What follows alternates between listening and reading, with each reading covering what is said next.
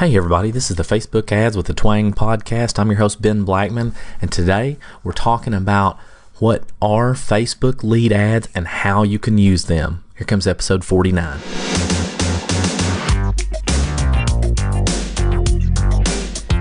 Facebook Ads with the Twang is dedicated to taking the often overcomplicated process of creating simple, successful Facebook ads, breaking them down step by step in less than 10 minutes at a time. Let's get started. Welcome everybody to episode 49, and we're talking about Facebook lead ads. They're also, when you go to set them up, they're called lead generation, but everybody still refers to them as lead ads, so that's what we're going to talk about.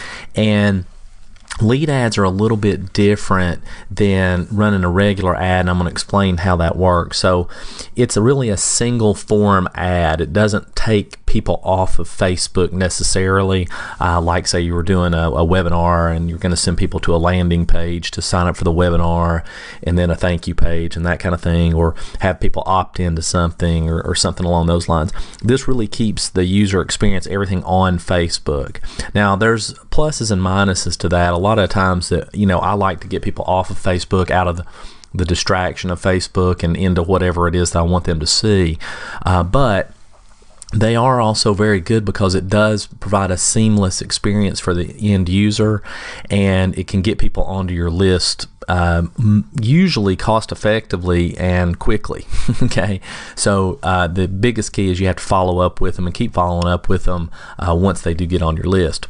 So what happens is you go in and you set up a campaign, and it's called lead generation, and whether you're doing it in Ads Manager or wherever, you just select lead generation, and then you go into the ad set just like normal.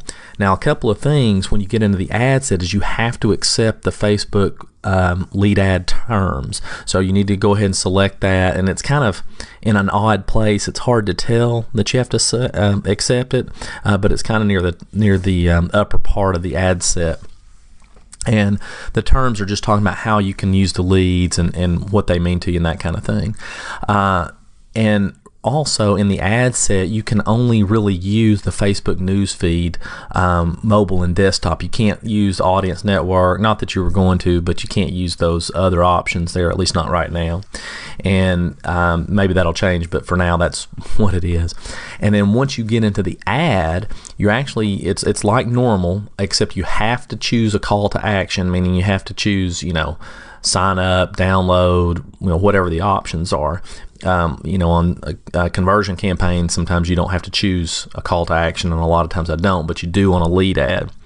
And so once you do that, then you're going to be asked to create a lead form. Now, the lead form is where you go in and you get information from the potential lead, and it'll ask you to create a new form. And when it does, it's going to give you a thing that's called an intro, which is optional. And the intro would have like a headline, an image, and a paragraph, just like the ad did itself. Okay, but it'll pop up in front of them when they click, the call to action button on the ad. So when it pops up, you usually do want to go ahead and have a headline and have, a paragraph or bullet points, which you can choose either one of those, and lay that out as to what, you're offering them or why they should sign up.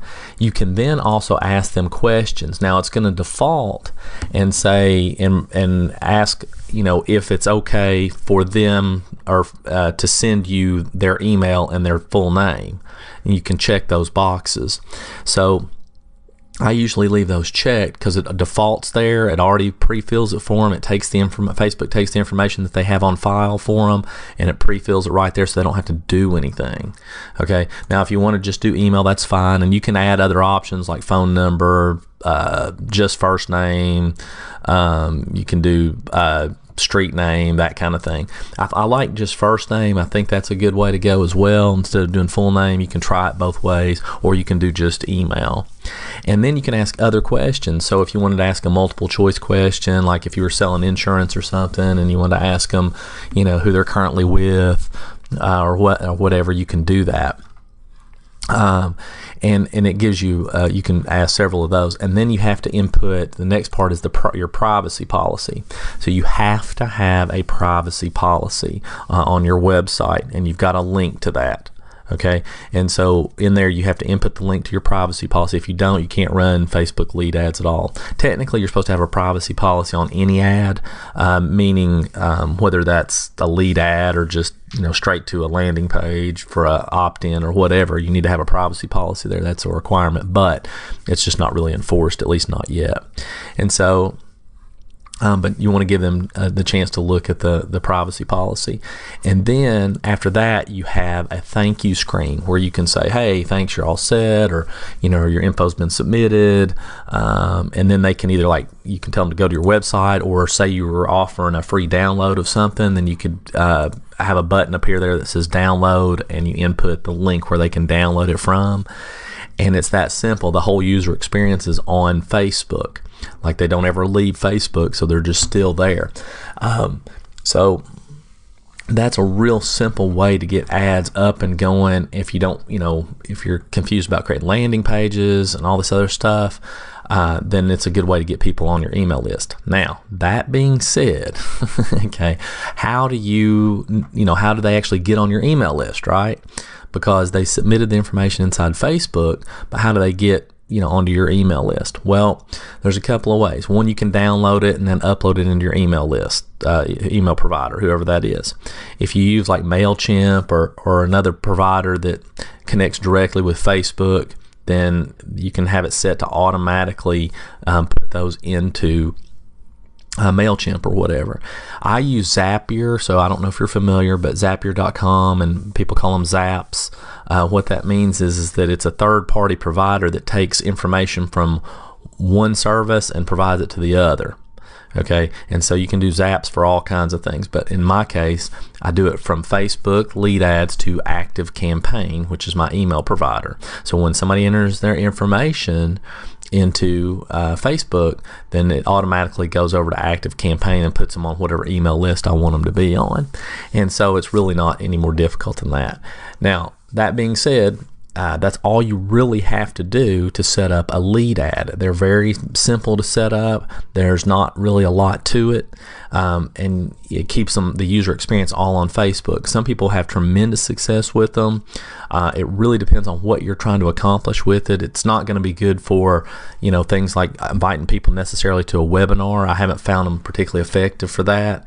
I like to get people off of Facebook and onto a landing page where I can tell them they can just kind of be engrossed in the landing page and understand what they're signing up for. But for things like lead magnets and stuff like that, they work really well. Or if you want to try to get people to sign up for your Facebook group or something like that. So I hope that was helpful. And as normal, you can always join my closed Facebook group, Funnel Strategies for Facebook. I'll be glad to answer any questions there. And I will see you guys, oh my gosh, on episode 50. Talk to you then.